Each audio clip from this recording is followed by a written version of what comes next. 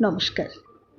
শুরু করছি আজকের গল্প তারাশঙ্কর বন্দ্যোপাধ্যায়ের মা।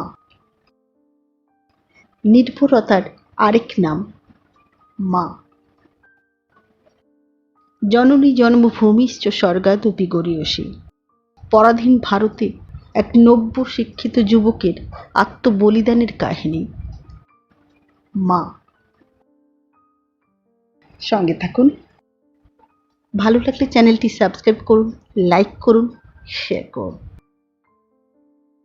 শুরু করছি আজকের গল্প মা।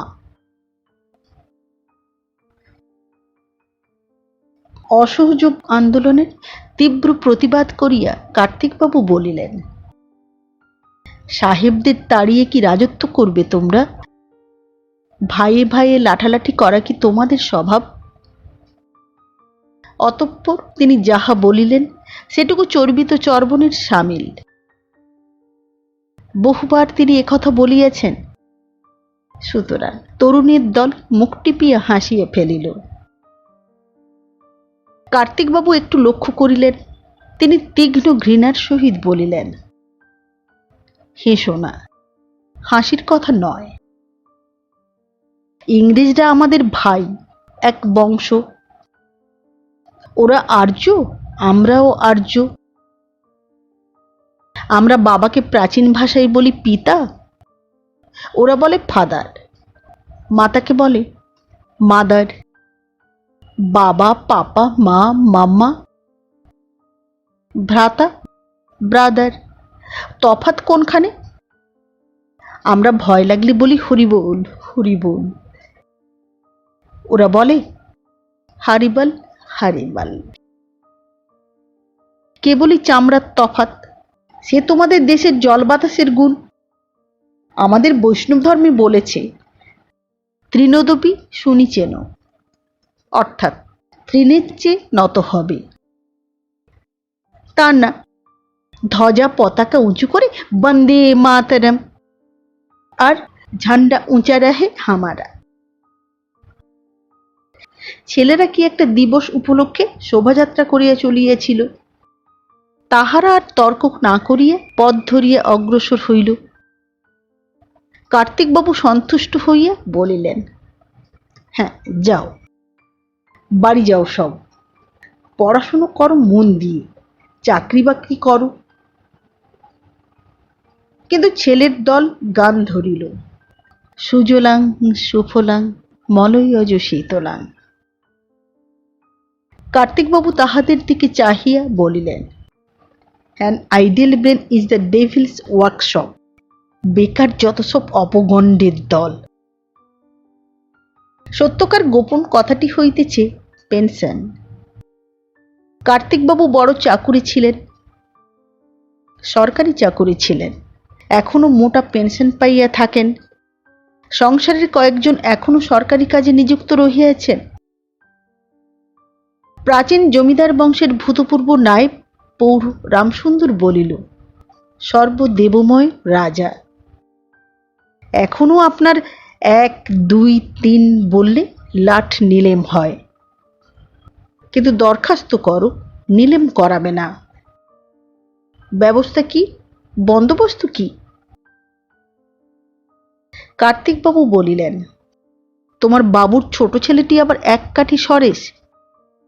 সে আবার কি বলে, কংগ্রেসের লিডার, একেবারে এক্সট্রিমিস্ট, উগ্রপন্থী। বাপরে! রামসুন্দর আক্ষেপ করিয়া বলিল, আর বলেন কেন মশাই? সে আবার বলে ঈশ্বর মানে না। তোমার বাবুকে ছেলের বিয়ে দিতে বলো, ছেলের বিয়ে দিন। বিয়ে করে খাওয়াবে কি বলুন? ছেলে পিলে হবে, তাদের ভরণ পোষণ করবে কি দিয়ে? সেই জন্যই তো আপনাকে বারবার বিরক্ত করছি। জমিদার বাবু রামসুন্দর মারফত ছেলের চাকরির জন্য কার্তিকবাবুকে ধরিয়েছেন।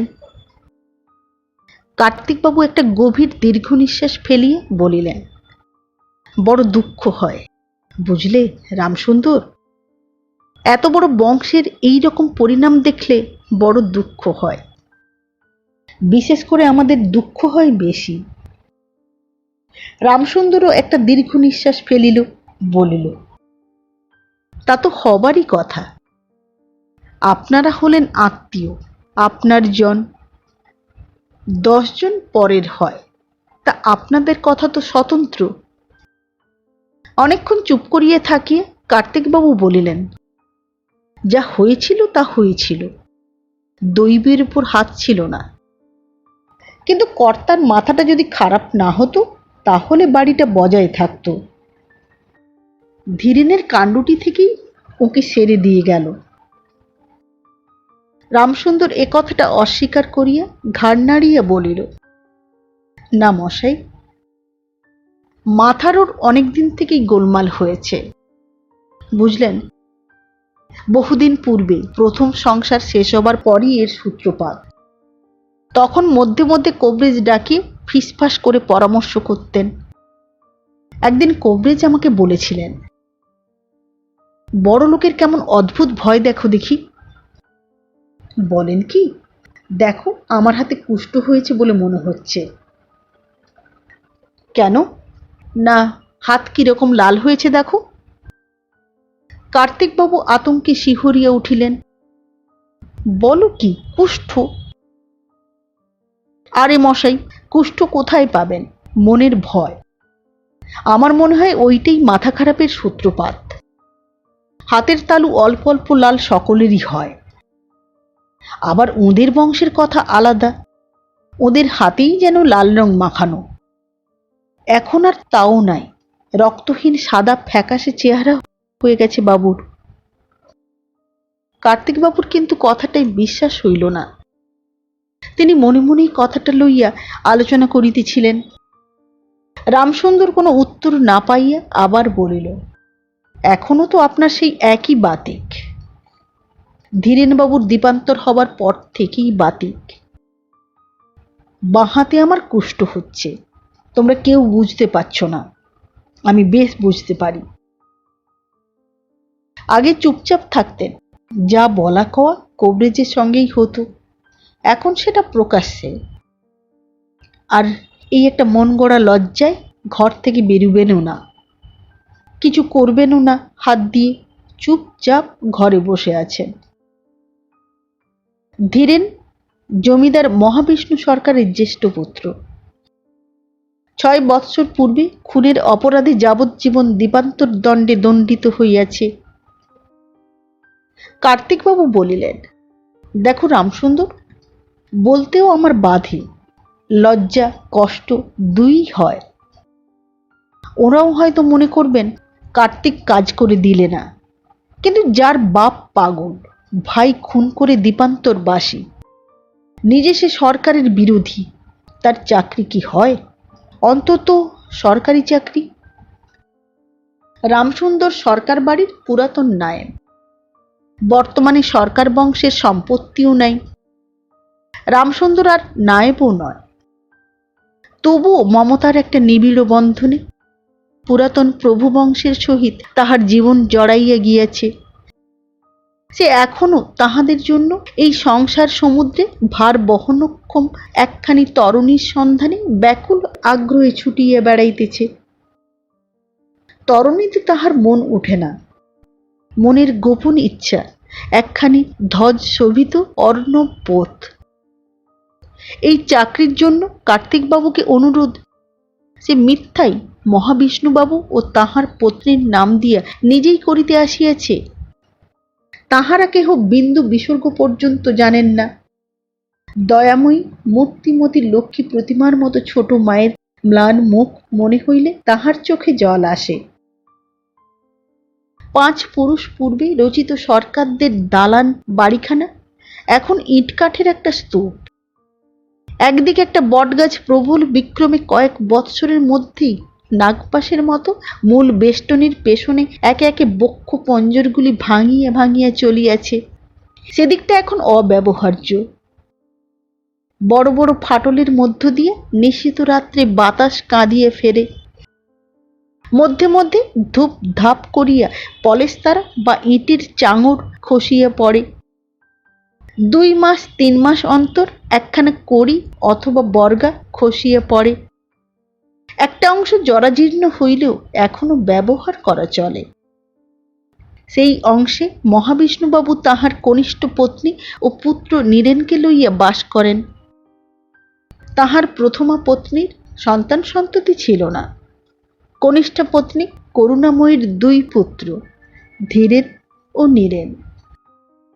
আশ্চর্য 2 জনের প্রকৃতি দিন ও রাত্রির রূপের মতো বিরোধী এবং বিপরীত। ধীরেন এই জমিদার বংশের বংশানুক্রমিক ধারায় দুর্দান্ত দাম্ভিক, উগ্র, বিলাসী জীবনে সে চলিতে চাহিত ঝড়ের মতো। তাহার সম্মুখে নত না হইলে সে তাহাকে ভাঙিয়ে দিয়ে চলিয়া যাইতে চাহিত। লেখাপড়াও বিশেষ করে নাই। স্কুল হইতে বিদায় লইয়া সে জমিদারি পর্যবেক্ষণে মনোনিবেশ করিয়াছিল। প্রয়োজনও ছিল। তাহার অনেক পূর্ব হইতেই মহাবিষ্ণুবাবু ঘরে ঢুকিয়া বসিয়াছিলেন। মধ্যে মধ্যে কবিরাজ আসা যাওয়া করিত। অপর কাহারও সহিত দেখা করিতেন না, বাহিরেও বড় আসিতেন না। ধীরেনের মাও বিশেষ আপত্তি করিলেন না। এত বড় বাড়ির পৈতৃক মর্যাদা সম্পদ উদ্ধার করিতে যদি ধীরেন পারে, তবে ঊর্ধ্বতন 7 পুরুষ তাহাকে আশীর্বাদ করিবেন, সেই তো শ্রেষ্ঠ শিক্ষা। কিন্তু একদিন বিনা মেঘে বজ্রাঘাত হইয়া গেল। তরুণ ধীরেন্দ্র মহলে গিয়াছিল। সেখানে প্রজাদের সঙ্গে বিরোধ বাঁধাইয়া বসিল। একদিন প্রজাদের কয়েকজন মাতব্বর আসিয়া তাহাকে চোখ রাঙাইয়া বলিল, আপনি এমন করে চাপরাশি লোকদি পাঠাবেন না বাবু, আমরা তার খাতির রাখব না। ধীরেনের রক্ত টকবক করিয়া ফুটিয়া উঠিল। সে ক্রুদ্ধ অজগরের মতো দীর্ঘ নিঃশ্বাস ফেলিয়া শুধু বলিল, তারপর আমরা খাজনাও দেব না, বৃদ্ধি সুদ তো দেবই না। তারপর তারপর আবার কি? বেশি যদি করেন আমরা ম্যাজিস্ট্রেটের কাছে দরবার করব। আর কিছু প্রজারা খুঁজিয়ে পাইল না। কিন্তু একটি 19-20 বৎসরের ছেলের এই আকাশস্পর্শী আভিজাত্যের নিকট অত্যন্ত খাটো হইয়া গিয়া তাহাদের অন্তর ক্ষোভে ভরিয়া উঠিল। এই ক্ষোভের আক্রোশেই একজন বলিয়া উঠিল, মশাই, এত ভালো নয়, বুঝলেন? এই পাপেই আপনার বাবার কুষ্ঠ হয়েছে। অকস্মাৎ যেন একটা বজ্রপাতে আগ্নেয়গিরির উৎসমুখ খুলিয়া গিয়া অগ্নুদ্গার হইয়া গেল। হাতের কাছেই ছিল বন্দুক। একটা বিপুল শব্দে চারিদিক কাঁপিয়া উঠিল। লোকটা আর্তনাদ করিয়া মাটিতে লুটাইয়া পড়িল। ক্ষতস্থান হইতে রক্তস্রোতে মাটি ভাসিয়া গেল। ধীরেন্দ্র বন্দুকটা খুলিয়া ফুঁ দিয়া নলের ধোঁয়া বাহির করিয়া দিয়া বন্দুক হাতে থানায় গিয়া আত্মসমর্পণ করিল। কোনো কথা সে গোপন করিল না। অনুগ্রহ করিয়া বিচারক চরম শাস্তির পরিবর্তে যাবজ্জীবন দ্বীপান্তরের আদেশ দিলেন। সে আজ 9 বৎসর পার হইয়া গিয়াছে। এখন এই সংসারের ভরসাস্থল নীরেন।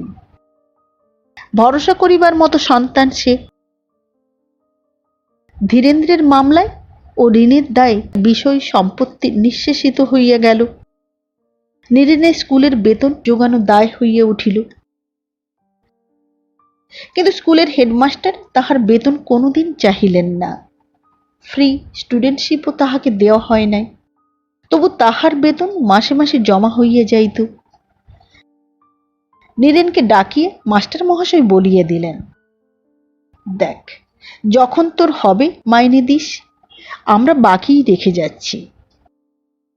বেতন লাগবে না কথাটাও তিনি বলেন নাই। ম্যাট্রিকুলেশন পরীক্ষার সময় রামসুন্দর একেবারে হিসাব করিয়া টাকা আনিয়া দিল। বিনা প্রশ্নে মাস্টার মহাশয় সে টাকা গ্রহণ করিলেন। নীরেন বৃত্তি পাইল 15 টাকা। মাস্টার মশাই নতুন ঝকঝকে বই নীরেনকে পাঠাইয়া দিলেন। To the best boy of my school, with my best wishes. তারপর নীরেন আইএ বিএ সম্মানের সহিত পাশ করিল, কিন্তু এমএ পরীক্ষা দিবার সময় জাতীয় আন্দোলনে মাতিয়া পড়া ছাড়িয়া ঘরে আসিয়া বসিল। তাহার মা বলিলেন, নীরেন, বাবা, আমার মাথার খাস নে বাবা। মায়ের গলা জড়াইয়া ধরিয়ে নীরেন বলিল, তোমার মাথা কি আমি খেতে পারি মা? মা ভুলিলেন না, সজল চক্ষে বলিলেন, মায়ের চোখের জল ফেলিয়ে কি আনন্দ হয় নীরু? আনন্দ? জানো মা, আলেকজান্ডার বলেছিলেন, আমার মায়ের এক বিন্দু চোখের জল। মিথ্যে আমায় ভোলেস নে নীরু, তুই আমায় পরিষ্কার কথা বল, যা বুঝতে পারি এমন কথা বল। তোমাকে দুঃখ আমি দিতে পারি না মা, আমায় কি করতে হবে বলো? উপায়ের একটা পথ কর, এই মেয়েটা পাশ কর, আইন পড়। বাবুর বড় সাধ ছিল ধীরেনকে উকিল করবেন। আর ঝরঝর করিয়া মা কাঁদিয়া ফেলিলেন। নীরেন সেই বৎসরেই এমএ পরীক্ষা দিয়া বসিল। পড়াশুনো তাহার শেষ হইয়াছিল, পরীক্ষায় পাশও সে করিল, কিন্তু ফল ভালো হইল না। রামসুন্দর আনন্দে আত্মহারা হইয়া বলিল, এইবার ভাই আইনটা পাশ করে ফেলো, আমি তোমাকে কেস এনে দেব। একবার আমি কার্তিকবাবুকে দেখিয়ে দিই তাহলে। অন্ধকার রাত্রি, বাড়ির সেই ফাটলে ভরা জরাজীর্ণ অংশটার ছাদের উপর নীরেন বসিয়াছিল। মৃদু বাতাসের বেগে বটগাছটার পত্রান্দোলনে খসখস শব্দ উঠিতেছিল, যেন কাহারা ফিসফিস করিয়া কথা কহিতেছে, কানাকানি করিয়া হাসিতেছে। নীরেন সেই দিকে চাহিয়া কিছু বোধহয় চিন্তা করিতেছিল। মা তাহার সন্ধান পাইলেন। তিনি ডাকিলেন, নীরেন, উঠে আয়। নীরেন হাসিয়া বলিল, তুমি বুঝি আমার গন্ধ শুঁকে শুঁকে বেড়াও?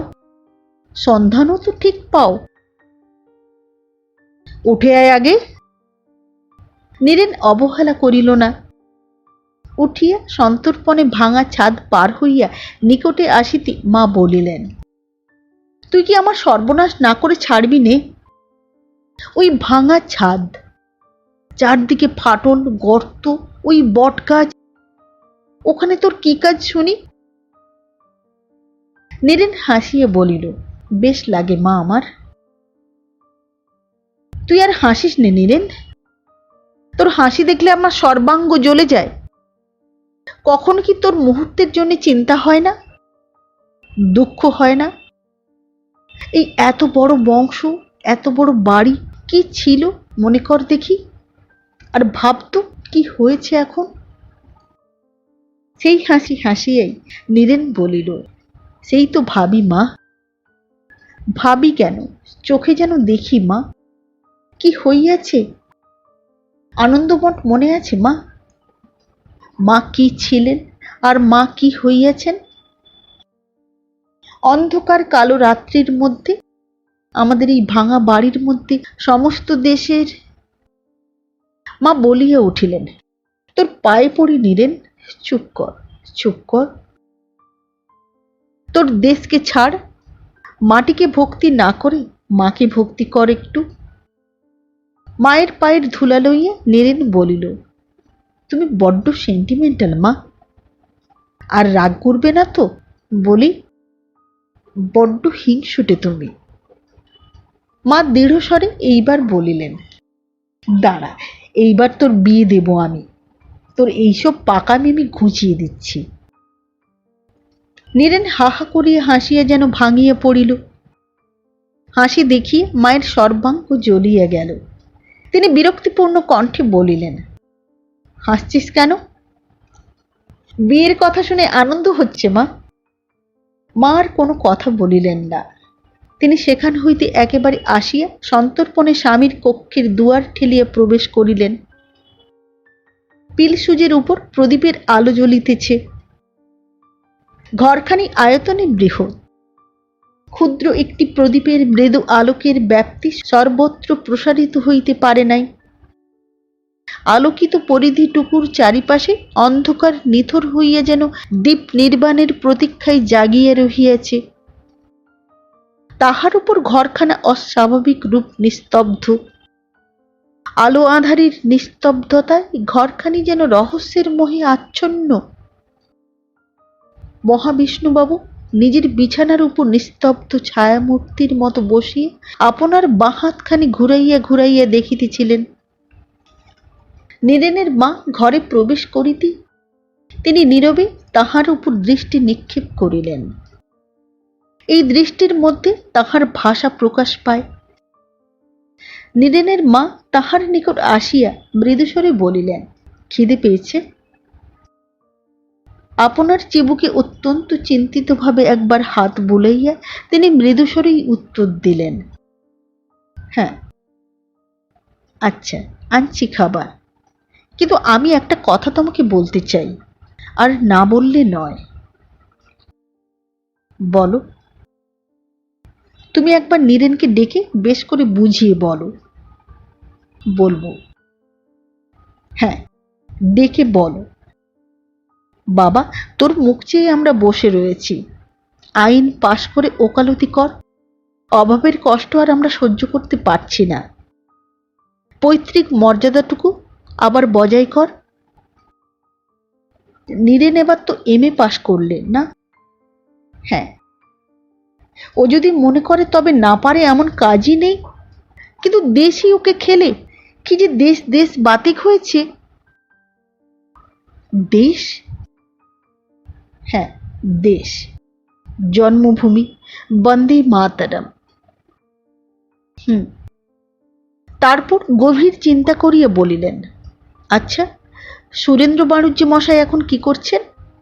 ও না, এখন তো লিডার হলেন গান্ধী। বলিয়া তিনি ঘাড় নাড়িতে আরম্ভ করিলেন, যেন ব্যাপারটা সব হৃদয়ঙ্গম হইয়াছে, সকল কথাই তাহার মনে পড়িয়াছে। আমি ডেকে দিচ্ছি নীরেনকে, বলিয়া নীরেনের মা বাহির হইবার জন্য দরজার মুখে ফিরিলেন। মহাবিষ্ণুবাবু বলিলেন, শোনো। কি? অভাব কি আজকাল খুব বেশি হয়েছে? না না, কিন্তু নীরেন ওকালতি করলে যে আবার সেই সব হবে। চণ্ডীমণ্ডপ, পুজো, বাড়ি, জমিদারি এসব ফিরে আসবে। গাঢ় স্বরে মহাবিষ্ণুবাবু বলিলেন, দেখো, কি করব আমি, লজ্জায় বেরুতে পারি না। কুষ্ঠরোগ নিয়ে কি 10-এর সামনে বার হওয়া যায়? কোথায় তোমার কুষ্ঠরোগ? এই তোমার এক বাতিক। ডাক্তার কোবরেজরা কি বলেছে? 2বার রক্ত পরীক্ষা করানো হলো, বলেছে কেউ যে ওই ব্যাধি তোমার হয়েছে। এই হাতটায়, এটাতে আর কিছু নেই। এইটাই দেখো না, এই যে এইরকম লাল হয় কারুর হাত, এত টাটিয়ে থাকে। তিনি শীর্ণ জীর্ণ হাতখানি সেই অস্পষ্ট আলোকের সম্মুখে প্রসারিত করিয়া ধরিলেন। নীরেনের মা একটা গভীর দীর্ঘ নিঃশ্বাস ফেলিয়া ঘর হইতে বাহির হইয়া আসিলেন। আর এখন নীরেনকে পাঠাইয়া কোনো লাভ নাই। এখন ওই রোগের কথা ছাড়া আর কোনো কথাই মহাবিষ্ণুবাবু বলিবেন না। নীরেন ঘরের মধ্যে বসিয়াছিল। মাকে দেখিয়ে সে প্রশ্ন করিল, বাবার খাওয়া হয়ে গেল মা? মা বলিলেন, না, তুই কাল সকালে একবার বাবুর সঙ্গে দেখা করবি, আমায় বলছিলেন। আচ্ছা। তারপর আবার সে বলিল, কাল কলকাতায় যাব মা। আইনটা পড়ে ফেলাই ভালো, একটা চাকরি বাকরি দেখে খরচটা চালিয়ে নেব কোনো রকম করে। মা খুশি হইয়া উঠিলেন। নীরেন বলিল, রামসুন্দর দাদার কাছে গিয়েছিলাম আমি। তিনি বললেন, কোনো মোড়লের কাছে 60 টাকা আমাদের পাওনা রয়েছে, কালই তিনি টাকাটা আদায় করে আনবেন, না হলে উনিই দেবেন, তারপর আদায় করে নিজে নেবেন। মা সজল নেত্রে বলিলেন, দেখ বাবা, ওই রামসুন্দরের অনুগ্রহ আমাদের নিতে হচ্ছে। এই লজ্জার হাত থেকে তুই আমাদের বাঁচা, তোদের পৈতৃক মর্যাদা তুই আবার উদ্ধার কর বাবা। পরদিনই নীরেন কলিকাতা রওনা হইয়া গেল। মাস ছয়েক পর গভীর রাত্রে নীরেনের ডাক শুনিয়া মা চমকে জাগিয়ে উঠিলেন। নীরেন? সঙ্গে সঙ্গেই মনে হইল না, তিনি স্বপ্ন দেখিয়াছেন। মা, মা! এই তো নীরেনই তো। তিনি তাড়াতাড়ি আসিয়া দরজা খুলিয়ে দিলেন। এমন হঠাৎ যে তুই নীরেন? এখন ট্রেনই বা কোথায়? হাসিয়া নীরেন বলিল, হরিপুরের একটি ছেলের সঙ্গে ছিল মা, সে একা বাড়ি যেতে পারলে না, তাকে পৌঁছে দিয়ে বাড়ি আসছি। নেমেছি রাত্রি 8টায়। কিন্তু কই, বাড়ি আসবার কথা তো লিখিসনি। তোমার জন্যে মন কেমন করে উঠল মা, চলে এলাম। মুখ হাত ধুয়ে ফেল, বস, আমি দুটো গরম গরম ভাত চড়িয়ে দিই। ভাত? একটুখানি চিন্তা করিয়া নীরেন বলিল, আচ্ছা দাও, অনেকদিন তোমার হাতে রান্না খাইনি। আবার চলে গিয়ে কবে আসবো? কালই চলে যাব মা। মা তাড়াতাড়ি রান্না চড়াইয়া দিলেন। হ্যাঁ রে, দুটো ভাজাভুজি করে দিই কেমন? না তরকারি একটা করে দেব? নীরেন, নীরেন! নীরেন তখন দাওয়ার উপর পড়িয়েই অগাধ ঘুমে আচ্ছন্ন হইয়া গিয়াছে। মা একটু স্নেহের হাসি হাসিলেন। এখনো সেই বালকের মতো স্বভাবই রহিয়া গেল। মাটি বিছানা বিচার নাই, মায়ের উচ্ছিষ্ট এখনো কাড়িয়া খায়। ও যে কেমন করিয়া বিদেশে থাকে কে জানে। দরজা খোলো, কে আছো? দরজা খোলো। কে? কাহার কণ্ঠস্বর? দরজায় এমন ক্রুদ্ধ আস্ফালন? কে? দরজায় এমন ক্রুদ্ধ আস্ফালন ও প্রভুত্বের ভঙ্গিতে কে আঘাত করিতেছে? দরজা খোলো। নীরেন উঠিয়া দাঁড়াইয়া বলিল, আমি চললাম মা। সে কি, তোর হাতে ও কি? পিস্তল। পিস্তল? নীরেনের মা ঝাঁপ দিয়ে পড়িয়াই যেন পিস্তলটা চাপিয়ে ধরিলেন। ছাড়, ছাড়! নীরেন পিস্তলটা ছাড়িয়ে দিল। সেটা তৎক্ষণাৎ তিনি উঠানের কুয়ার মধ্যে নিক্ষেপ করিয়া শুধু বলিলেন, নীরেন। নীরেন বলিল, আমি একজন পুলিশ অফিসারকে গুলি করে মেরেছি মা। মা এক বিচিত্র দৃষ্টিতে তাহার মুখের দিকে চাহিয়া রহিলেন। নীরেন বলিল, থাকতে পারলাম না মা। অন্য বন্ধুরা আমাকে ভার দিতে চায়নি, আমি নিজেই নিয়েছি। আমি যেন পাগল হয়ে গিয়েছিলাম মা। আশ্চর্য, তোমার মুখও তখন মনে পড়ল না। আশ্চর্য মা। ওদিকে দরজার খিলটা প্রচণ্ড আঘাতে ভাঙিয়া খুলিয়া গেল। পুলিশ কর্মচারী ও কনস্টেবলে বাড়ির চারিপাশ গিস গিস করিতেছিল।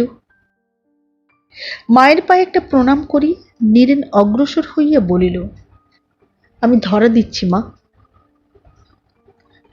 সঙ্গে সঙ্গে নিশীথ রাত্রির মর্মচ্ছেদ করিয়া একটা তীক্ষ্ণ আর্তস্বর, যা বিমুক্ত স্বরের মতোই ঊর্ধ্ব লোকের দিকে ছুটিয়া বাহির হইয়া গেল। আর্তনাদ করিয়া নীরেনের মা সংজ্ঞা হারাইয়া মাটিতে পড়িয়া গেলেন। রামসুন্দর আহার নিদ্রা ত্যাগ করিয়া নীরেনের মামলার তদ্বির তদারকের জন্য কলিকাতা ছুটাছুটি আরম্ভ করিল। মহাবিষ্ণুবাবু ব্যাপারটা শুনিয়াছেন। সেই দিনেই তিনি জানিতে পারিয়াছিলেন থানা তল্লাশি করিতে পুলিশ তাহার ঘরেও প্রবেশ করিয়াছিল। তিনি বলিয়াছিলেন, খুন করেছে নীরেন? ও, তা আমাকে শুদ্ধ ফাঁসি দেবে নাকি? সেদিন রামসুন্দর ঘরে প্রবেশ করিয়া বলিল, আপনাকে একবার যেতে হবে, কোর্টে আপনাকে একবার দাঁড়াতে হবে। আমাকে কেন? আমারও বিচার হবে নাকি? না, সরকারি উকিল আমাদের থানার দারোগার মুখ দিয়ে বলিয়েছেন আসামির দাদাও খুন করেছে। আমাদের ব্যারিস্টার সেই সুযোগেই জেরা করেছেন। আসামির বাপ পাগল কিনা। দারোগা স্বীকার করেছে, কিন্তু নীরেনের জন্মের আগে থেকে পাগল এইটা আমাদের প্রমাণ করতে হবে। মহাবিষ্ণুবাবু বলিলেন, কিন্তু কুষ্ঠরোগ তা অনেকটা এখন ভালো বটে, কিন্তু তবু তো কুষ্ঠরোগ। নীরেনের মা বলিলেন, না বাবা রামসুন্দর, ওকে আর টানাটানি করো না, হয়তো হঠাৎ হার্ট ফেল হয়ে মারাই যাবেন, বরং গ্রামের কাউকে। রামসুন্দর বলিল, কার্তিকবাবু যদি সাক্ষী দেন তাহলে কিন্তু অনেক কাজ হয়। একটা দীর্ঘ নিঃশ্বাস ফেলিয়ে নীরেনের মা বলিলেন, আমাদের কবরেজ মশাইকে দিয়ে হবে না? উনি তো সকলের চেয়ে ভালো জানেন। দেখি তাই না হয়, মন্দের ভালো তো হবে। ক্ষুণ্ণ মনে রামসুন্দর ফিরিল। মহাবিষ্ণুবাবু কি যেন ভাবিতেছিলেন, অকস্মাৎ বলিলেন, আচ্ছা রামসুন্দর। রামসুন্দর দাঁড়াইল, বলিল, আজ্ঞে। আচ্ছা, ওরা আমাকে কেন ফাঁসি দিক না? আমারই তো ছেলে, দোষ তো আমারই। নীরবে মাথা নত করিয়া রামসুন্দর চলিয়া গেল। চোখে জল, মুখে হাসি লইয়া নীরেনের মা বলিলেন, ভেবো না তুমি, রামসুন্দর বলেছে আমাকে, নীরেন খালাস হয়ে যাবে। কবরেজকে দিয়ে এইটি প্রমাণ করতে পারলেই পাগল বলেই খালাস দেবে। খালাস দেবে? হ্যাঁ দেবে, তুমি ভেবো না। কবরেজকে একবার ডাকাও দেখি। ডাকতে হবে না, রামসুন্দর নিজে গেল তার কাছে। তিনি কখনো না বলবেন না। না, সেজন্য নয়, ব্যারামটা আমার বাড়ছে বলে মনে হচ্ছে। মানে এই হাতটা কেবল একবার ভালো করে দেখুন উনি। তুমিই দেখো না, গাঁটে গাঁটে ঘা হয়েছে না? এইবার বোধহয় গলবে না? নীরেনের মা দেখিলেন আঙুলের গিঁঠে গিঁঠে কয়েকটি ক্ষতচিহ্ন। নখে খুঁটিয়ে খুঁটিয়ে গিঁটগুলি ক্ষত বিক্ষত করিয়া তুলিয়াছেন। তিনি কহিলেন, এমন করে নখ দিয়ে ছিঁড়ো না, এ যে সব নখের আঁচড়ের ঘা। বসো, তোমার নখগুলো কেটে দিয়ে আমি। ছোট একখানি কাঁচি লইয়া তিনি স্বামীর নখ কাটিতে বসিলেন। তাহার মরিবারও উপায় নাই, তাহার কাঁদিবারও উপায় নাই। মহাবিষ্ণুবাবু যেন অহরহ তাহাকে ডাকেন, দেখো দেখো না, আমার আঙুলগুলো দেখো তো ভালো করে। না না, এই হাতে কি খাওয়া যায়? তুমি বরং খাইয়ে দাও। কয়েক মাস পর আগামী প্রত্যুষে নীরেনের ফাঁসি হইবে। নীরেনের মা বিছানায় উপুর হইয়া পড়িয়া মৃদু গুঞ্জনে কাঁদিতেছিলেন। মহাবিষ্ণুবাবু স্তব্ধ হইয়া বসিয়া আছেন, তেমনি দৃষ্টি তেমনি ভঙ্গি। ঘরের মধ্যে তেমনি স্বল্প আলোক, আলোক পরিধির চারিপাশে তেমনি নিথর অন্ধকার। সহসা মহাবিষ্ণুবাবু বলিলেন, রামসুন্দর গেছে কলকাতায় না? হ্যাঁ, কাল সন্ধে নাগাদ নীরেনকে নিয়ে ঘরে ফিরবে। বহু কষ্টেই নীরেনের মা উত্তর দিলেন। সংবাদটা মহাবিষ্ণুবাবুর নিকট গোপন রাখা হইয়াছে। মহাবিষ্ণুবাবু অত্যন্ত বিষণ্ণভাবে ঘাড় নাড়িয়া বলিলেন, না, তার ফাঁসি হবে আজ। আমি জানি, শুনেছি আমি, তোমরা কথা কইছিলে। এতক্ষণে নীরেনের মা হাহা করিয়া কাঁদিয়া উঠিলেন। মহাবিষ্ণুবাবু কিন্তু তেমনি ভঙ্গিতেই বসিয়া রহিলেন। বহুক্ষণ কাঁদিয়া নীরেনের মা বলিলেন, আমার ভাগ্যের দোষ, আমার গর্ভের দোষ, আমার জন্যে তোমার এত কষ্ট। পূর্বের মতো ধীরে ধীরে ঘাড় নাড়িয়া মহাবিষ্ণুবাবু বলিলেন, না না না। তারপর বহুক্ষণ নীরবতার পর বলিলেন, জানো না তুমি, তুমি জানো না, কেউ জানে না, ভগবান শুধু জানেন আমার দোষ। আমার রক্তের দোষ। ছায়ামূর্তির মতো মৃদু সঞ্চালনে হাত তুলিয়া অঙ্গুলি নির্দেশ করিয়া বলিলেন, এইখানে তোমার দিদিকে আমি এই দুটি হাতে গলা টিপে মেরেছিলাম। নীরেনের মা বিস্ফারিত দৃষ্টিতে স্বামীর মুখের দিকে চাহিয়া রহিল। আমার নিজের চরিত্র খারাপ ছিল, তাকেও আমার সন্দেহ হতো। খুব সুন্দরী ছিল কিনা, আর শুধুই হাসত, খুব হাসত। নীরেনের মা কাঁদিয়া কাঁদিয়া তাহার মুখ চাপিয়া ধরিয়া বলিলেন, না না, আর বলতে হবে না, বলো না, বলো না তুমি। বহুক্ষণ নীরব থাকিয়া আবার অকস্মাৎ মহাবিষ্ণুবাবু বলিলেন, যখন তার বুক চেপে বসলাম সে সাপ দিলে, ওই দুটি হাতে তোমার কুষ্ঠ হবে, কিন্তু এই হাতটা বাঁচিয়ে দেবে ধীরেন, আর ওইটা নীরেন। না, তোমার দোষ নাই, খুনের রক্ত তো। বাহিরে পাখির কলরব প্রত্যুষ ঘোষণা করিয়া উঠিল। নীরেনের মা বুক ফাটাইয়া কাঁদিয়া উঠিলেন, নীরেন, নীরেন, নীরেন। চকিত হইয়া মহাবিষ্ণুবাবু বলিলেন, অ্যাঁ? তারপর বলিলেন, ভোর হয়ে গেল। জানালাটা খুলিয়া দিয়ে ভোরের আকাশের দিকে চাহিয়া তিনি দাঁড়াইয়া রহিলেন। মুহূর্তের পর মুহূর্ত লক্ষ লক্ষ যোজন পথ অতিক্রম করিয়া উদয়াচল হইতে ধারায় ধারায় আলোকের বন্যা ছুটিয়া আসিতেছে। চারিদিক পরিষ্কার দেখা যাইতেছে। সহসা আপনার হাত দুইটি সেই আলোকের মধ্যে প্রসারিত করিয়া দিয়া বলিলেন, দেখো, সাদা হয়ে গেছে।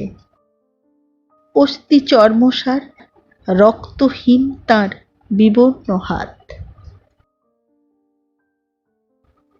নমস্কার। অনেক আশা আকাঙ্ক্ষা স্বপ্ন পূরণের প্রতীক্ষায় সন্তানের পথ চেয়ে থাকা এক জননীর করুণ কাহিনী মা। গল্পটি পড়ে শোনালাম। পরিবেশনকালীন ভুল ত্রুটি নিজ গুণে ক্ষমা করবেন। ভালো লাগলে চ্যানেলটি সাবস্ক্রাইব করুন, লাইক করুন, শেয়ার করুন। আবার দেখা হবে আগামী পর্বে একটি নতুন গল্প নিয়ে। আজকের মতো নমস্কার।